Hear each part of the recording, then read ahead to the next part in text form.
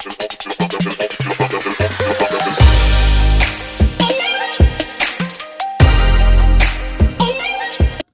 it's your girl Angel Sky coming at you on Wednesday. So my kids are probably going to be a little bit loud in the background. Excuse me for that. I'm going to try to remain focused. They haven't had school for like 2 days in a row. It wasn't even snow. It was because of the cold weather. So anyway, I'm going to try to get through this. So today they were home from school. I was watching a documentary based on addiction. And I had seen some of the statistics that were saying that 23.5 million Americans are addicted to drugs in the U.S. That's approximately 1 in every 10 Americans over the age of 12, roughly to the entire population of Texas. 1 out of every 10 people you know are addicted to drugs. That's insane. Like, and it has it's almost doubled from 2010 to 2015 and 16 and 17. And it just keeps getting higher and higher and higher. Like, this is insane. This is out of control. This is really an epidemic. And there's a lot of backstory behind it, but I'm not going to go into this. This is my own personal journey. It has nothing to do with, you know, mainstream media or the medication departments, because we could go into that whole topic, but this is my own journey that I went through. So hopefully in speaking my journey, in speaking my truth, it might help somebody or even save somebody's life at this point. So to kind of give you the backstory, I had my daughter, like I said, when I was 17. I was very young when I had her. I had her naturally. It was a natural childbirth. And then 9 years later, I had my first son, Anthony. Oh, sorry. So he was a C-section. So I had never had a C-section. I had never had surgery before. And I was terrified. They had given me an option to have a C-section or to have natural childbirth. And I went back and forth with myself, wondering what I was going to do. I then went with my gut and decided to do a C-section, which was not what I wanted to do, but I figured the best chances of him coming out as a healthy baby, I figured C-section, right? Like, so much less complications can happen as far as the baby goes with the C-section. So I went ahead and I picked the C-section, which was a good thing in the end because he ended up having the cord wrapped around his neck, not once, not twice, but 3 times. So he would have died pretty much as I was giving birth. So, it was my first C-section. I was so scared. I was so nervous. I was in so much pain. Like, I guess I didn't really understand the pain, and you can't really understand the pain until you go through it. And not only just the pain, but trying to have to take care of a newborn. And then I had my other daughter and taking care of the house and cooking and cleaning with a newborn, and to have pain is just a lot. I already was suffering with postpartum depression with my son, which that was a whole nother animal in itself. Because your hormone levels are all jacked up. You're going through so much. You're in so much pain. You're in the house day in and day out, solely taking care of a baby because it literally requires 24/7 time and attention. Plus my son was colicky, so he would cry and cry and cry and cry and cry and cry and cry and never stop crying. It was a really, really tough time for me, and I had a tough time. Like, I was in so much pain, and I had my painkillers, right? So it was like every time I would take this pill, everything that I felt, all the postpartum, all the pain, all the sadness, all the suffering, everything that I felt was being numb by this pill. So you know, you're already going through so much and you're so vulnerable at that time. And taking that pill just really seemed to make everything go away. So it was kind of just like my magic potion. I would get up, I would do laundry, I would cook, I would clean, I would give my son a bath, I would shower. Long story short, I would do too much to the point where I was hurting myself. But I didn't know I was hurting myself because I couldn't feel the pain. So I had to go to the doctors or the hospital a couple times because I had an infection in my incision. I had a couple other infections happening. And then I also ripped open my stitches because I was doing too much. So not only did I get a big bottle of painkillers from the birth of my son, but then the 2 to 3 times I went to the hospital, they also were, number one, supplying me with painkillers and then sent me home with more painkillers.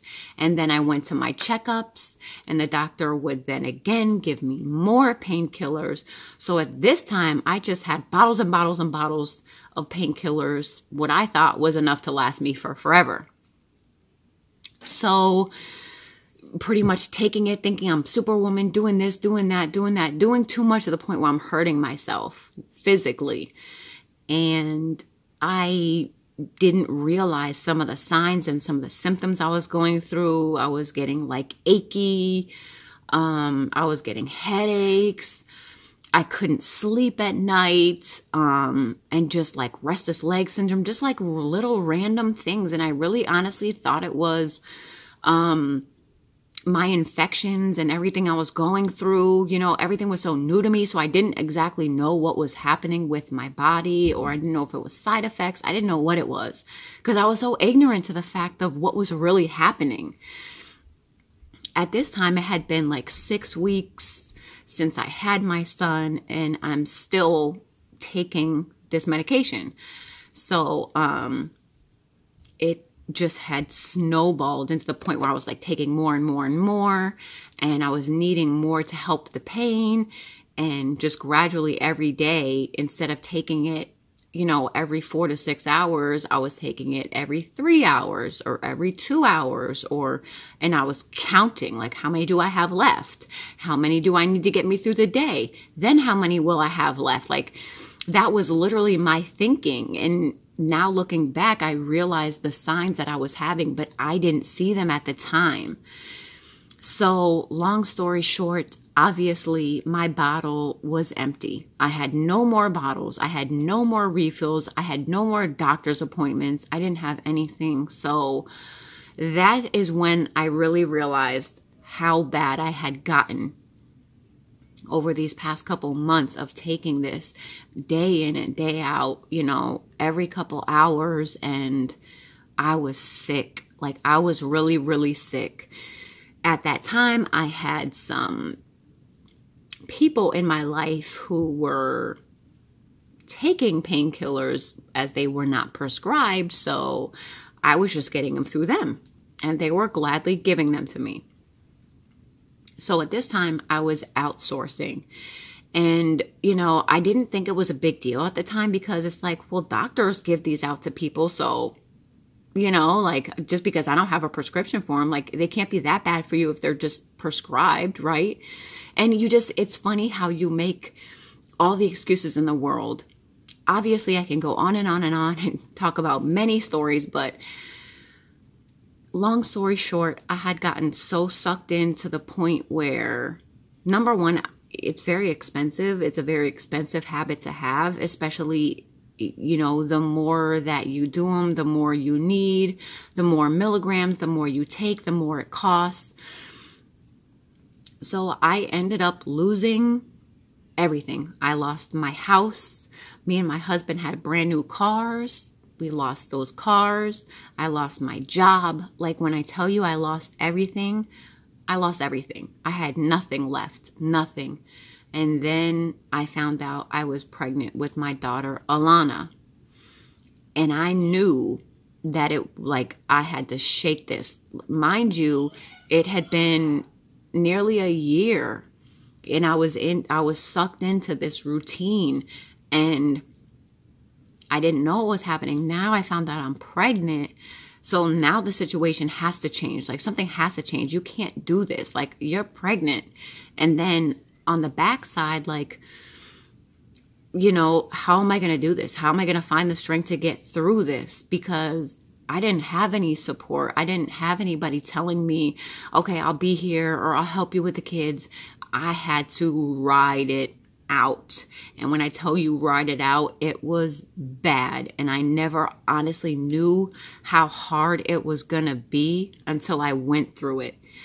And it is the hardest thing I've ever done in my life. Was it worth it? Of course it was worth it, but it was literally the hardest thing that I have ever done in my life.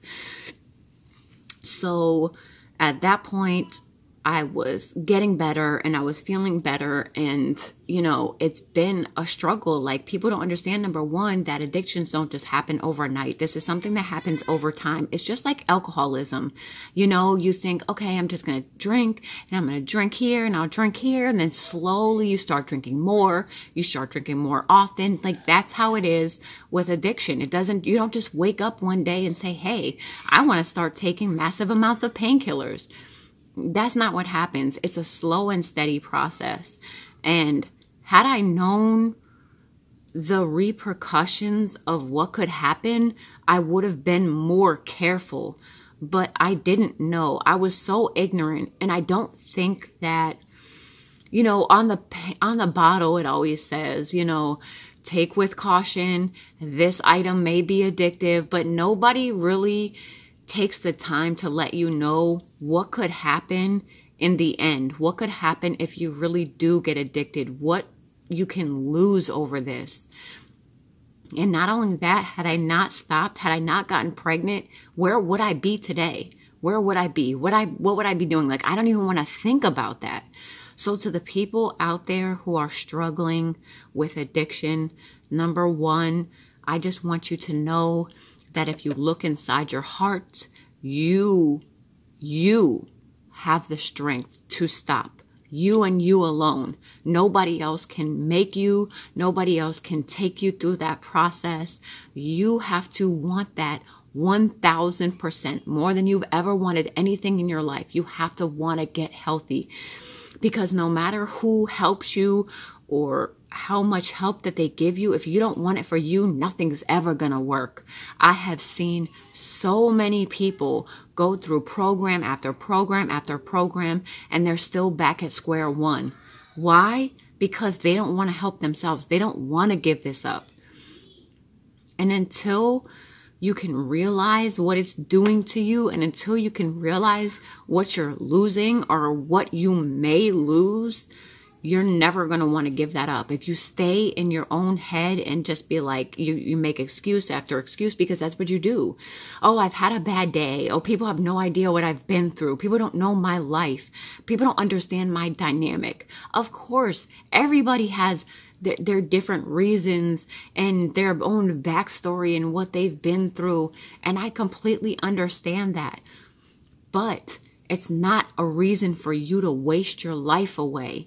Like, everybody is important and everybody matters, and you matter. And until you realize how much you matter, it's never going to go away and it's never going to get that better. And you have to get to the root of the problem. Why did this happen to begin with? How did I get sucked in to begin with? Know how you started. Know what the problem was so you can try to fix it, and know what your triggers are. Because once you have an addiction, it never goes away. This is something that stays with you for life. It will be a lifelong struggle. So obviously I had my daughter Alana, and then I got pregnant with my daughter Ariana and my son Elijah. And pretty much what I did with them was, at the hospital, you have a C-section, you don't have a choice. You have to be on painkillers, because Motrin is not going to take that pain away.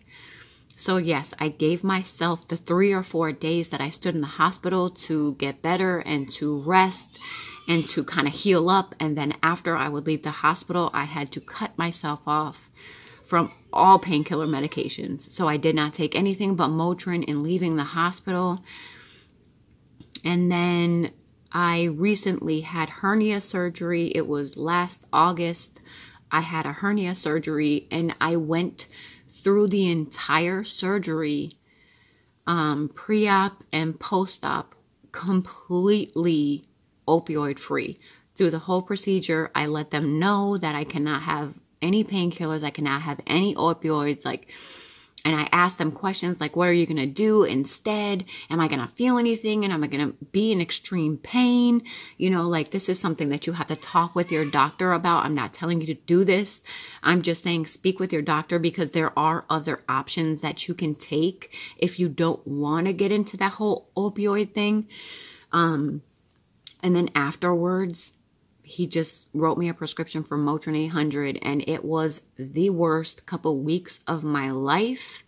But better to be in pain and get through it than to lose my life again and to lose everything I worked so hard for. Why would I go back there and do that again, So pretty much in a nutshell, I just want everybody out there to know, number one, if you are going into surgery or you are having pain, or you are in a predicament where you need to be taking pain medicine, please be careful. Please know the repercussions and know how truly addicting it can be. And, people think that you have to be on them for a very long time to become addicted, and that is not the case. It is actually much faster than you think. And the warning signs that you should be looking for in taking these is, like I said, headache, body ache, leg pains, leg cramps, not being able to sleep, things like that make you very moody, very irritable. It's not so extreme to the point where you're like, oh my gosh, what's happening? But you will slowly, it'll get worse and worse and worse and worse and worse. And if you keep feeding it, it only then starts to get worse and build up. And then you'll get to the point where it's not even fun. You have to do it to stay normal. When I was at my worst, it wasn't like, oh, I'm going to take painkillers and have fun and do the laundry and do this. No, I need to take them to function. I needed to take them to be normal, because if I didn't, I would be sick, vomiting on the couch. What kind of life is that? I couldn't even go anywhere. I couldn't even go up north and see my family. I couldn't go on trips because I had to stay local, because I couldn't leave, because I need to make sure that I was okay for a certain amount of days to go and how many I had. This is when it becomes consuming your life. When you have to schedule out your painkillers, this is one step closer. And I know if you're taking them and you think you have control over it and you think you have a hold on it, it is truly just a matter of time before it slips beneath your fingertips. You think you're just taking them to have fun or for the pain or whatever, but be real. The only person you can be true to is yourself, and only you know you. You know your true pain level. You know what you can and cannot do. So make sure you know yourself and know your limits.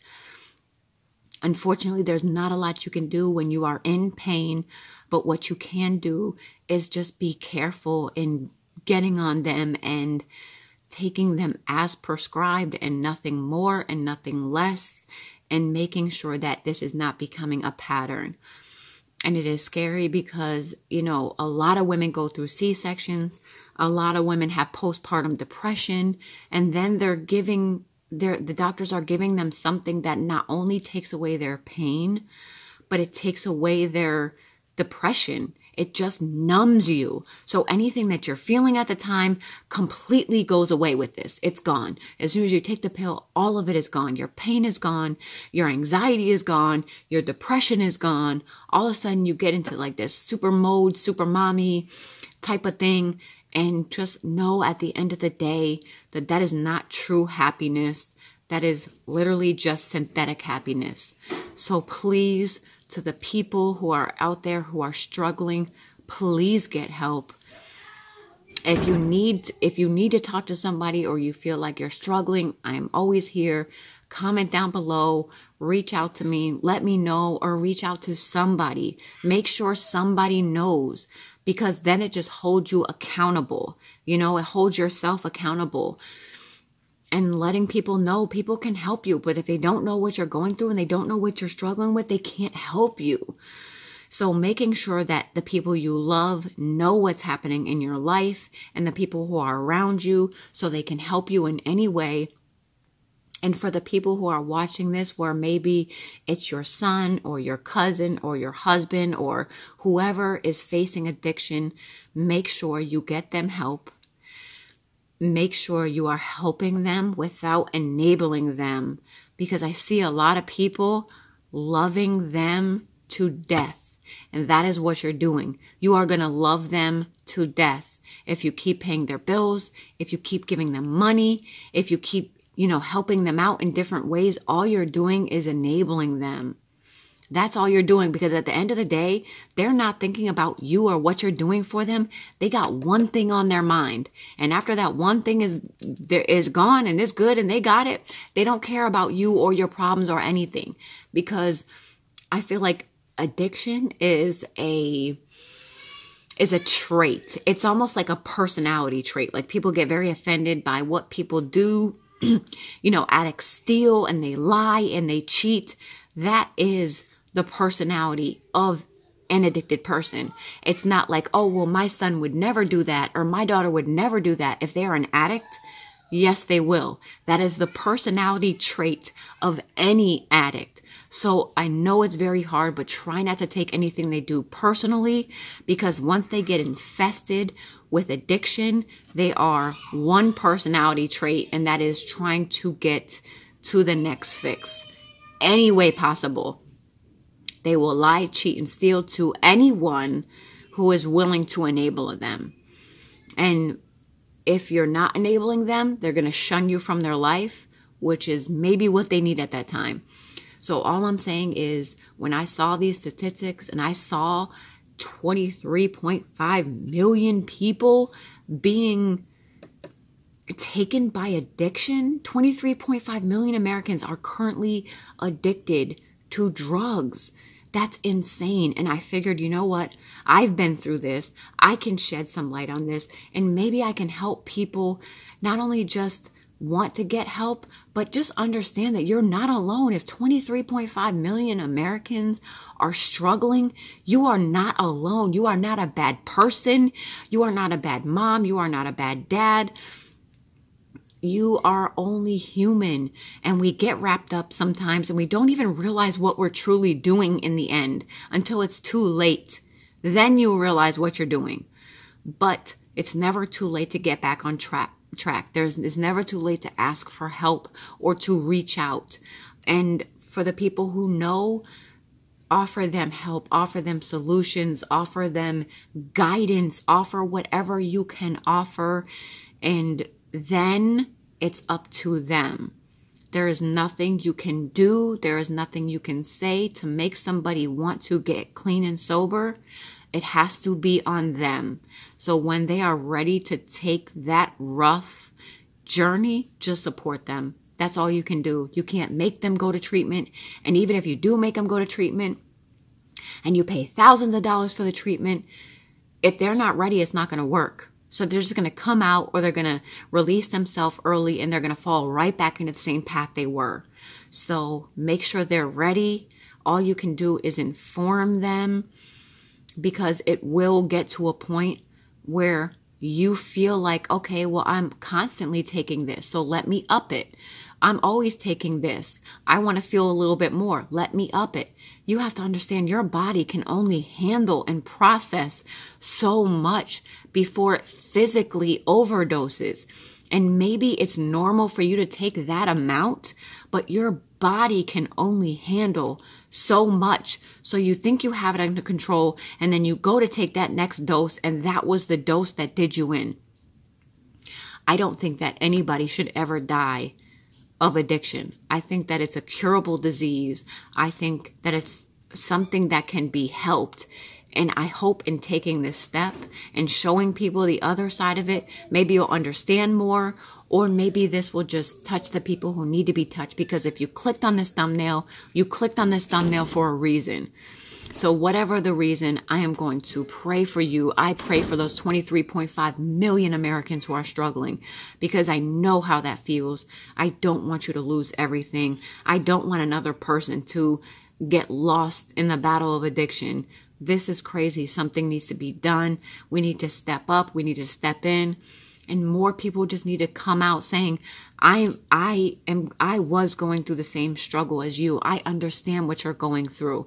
And be that support system. Instead of your flaw being a flaw and being something bad that you look back at, make it a positive thing. Make it a platform for people to get help, or for people just to speak up and say, I'm struggling. I need help.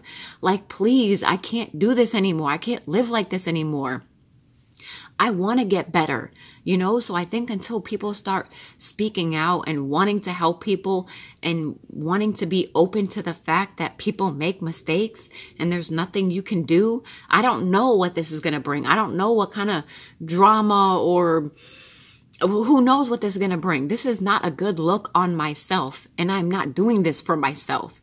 I am doing this to literally help the people who need help in any way they need it. I am here. I have been through the same thing. It is a very, very dark path, and it will be the darkest path that you will ever do.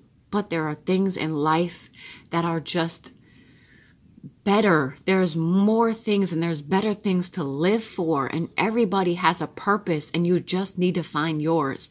You just need to get to a therapist, find the root of the problem, fix the root of the problem so you can be stronger.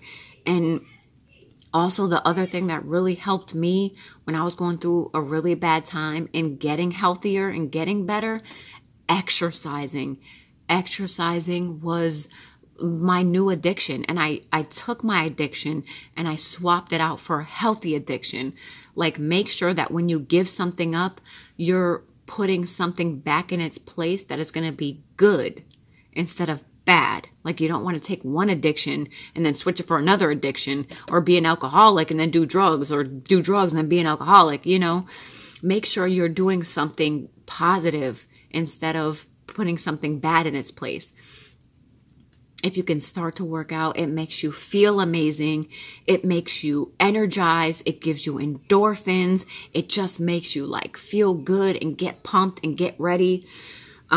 So try that. Try eating really healthy and look up on the internet, because I know when I was going through that, there's a lot of things, natural things that you can take to help subside the withdrawals. There's a lot of fruits. There's a lot of meats. There's a lot of teas that you can take that will help subside some of the withdrawals. Because on the backhand, you don't want to become addicted to something that's going to get you off the painkillers. Because there are doctors that will prescribe you things to get off of opioids that are also addictive. Why? Because the doctors want you coming back to them. I know it's backwards. It's twisted. That's why sometimes you have to even watch what doctors you trust, because there are doctors out there who are truly just in it to make money. So they will sell you a bottle of pills, or they will sell you an opioid help in getting you addicted to that. So please be careful about getting off and what you're taking, because you do not want to switch one addiction for another addiction. Make sure it's a healthy compromise. Make sure you're doing all you can to make yourself healthy to get you through those times, because it's really going to be hard.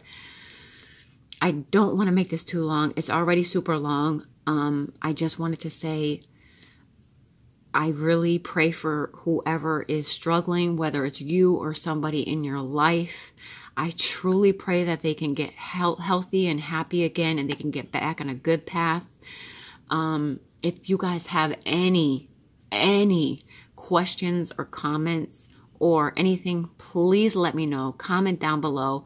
I'm here if you need any help. Like I said, I've been down this road myself. So if you do need any help, I am here for you. And that's pretty much it. I mean, like I said, once I saw these statistics, it pushed me to make this video. And I'm scared to do this video and I'm scared to upload this video. But if this video can help out 5 people, 10 people, 20 people, then it was worth it. It was worth putting my pride and my name aside and tarnish it for all who think it's tarnished just to help those people. And 23.5, I would rather ruin everything in my life than to try to help 23.5 million Americans struggling with addiction. So I will try to leave some links below to places where you can get help or sources that can help you. Hotline, addiction lines. There are a lot of places I know of that will do free therapy or treatment to those who maybe will want to help them. Like Faith Farm is one. It's in Florida, and I know that they do free treatment, but you do have to work every day, and there's certain things that they do have you do so that you can kind of make up for that payment. So I don't know. I will leave a bunch of links down below to try to help anybody out. Again, any questions, comments, concerns, let me know. Comment them down below. I'm hoping that everybody who is struggling with this can get better soon. I love you guys. Thank you for your love and support, and I will see you in the next one. Bye, guys. Don't forget to like, subscribe, and I'll see you in the next one.